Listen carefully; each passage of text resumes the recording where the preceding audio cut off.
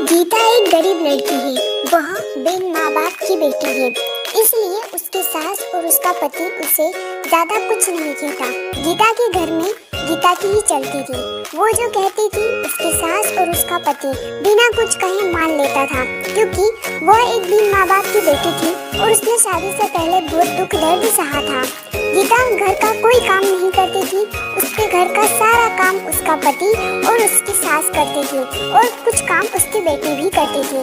गीता तो रोज अपना पर्स लेकर बाहर घूमने चली जाती थी। गीता को कोई कहता भी नहीं था कि वह इस तरह रोज बाहर न जाए या घर का काम करे। घर का काम उसका पति और उसकी सास कर लेती थी। लेकिन एक दिन उसके पति को उसकी सास ने कहा कि बेटा, गीता को ना रोको टोको तो उसको समझाओ कि इस तरह रोज बाहर जाना सही नहीं होगा। हाँ, वो बाहर जा सकती है, पर वो अगर कभी कभार जाए तो ठीक है, लेकिन अगर वो इस तरह रोज बाहर जाएगी तो हमारे समाज के लोग क्या कहेंगे। ये सब सुन के गीता का पति बहुत परेशान रहने लगा।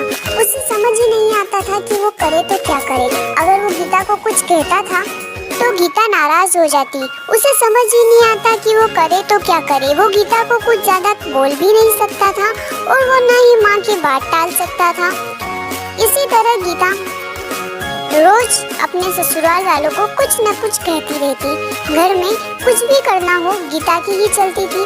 वो अपने पति और अपनी सासू को बहुत बातें सुनाती थी। अगर उनसे कोई काम ठीक से नहीं होता तो भी वे उन्हें डांट लगाती थी। फिर भी उसका पति और उसकी सास चुपचाप उसकी सारी बातें सुनते रहते थे, ये सोचकर कि कभी ना कभी गीता को एहसास होगा कि वो जो व्यवहार करती है वो सही नहीं है।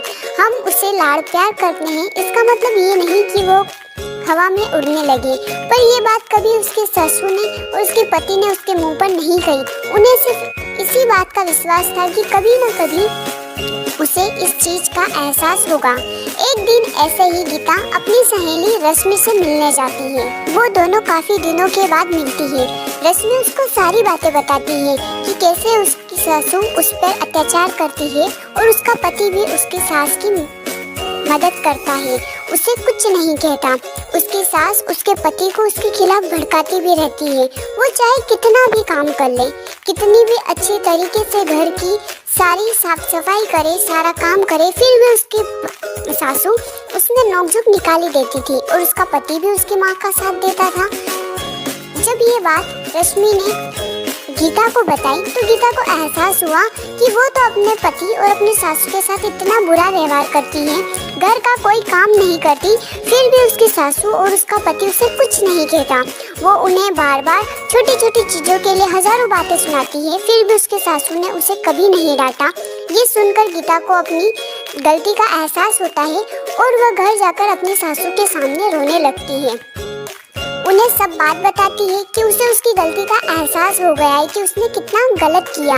तब उसकी सास उसे कहती है कि बेटा रो मत, हमें विश्वास था कि तुम्हें एक न एक दिन अपनी गलती का एहसास होगा और तुमने गलती चाहे कैसी भी की हो, लेकिन तुम्हें अपनी गलती का एहसास हो गया, बस यही बड़ी बात है। अब हम सब साथ मिलकर हंसी खुशी रहेंगे।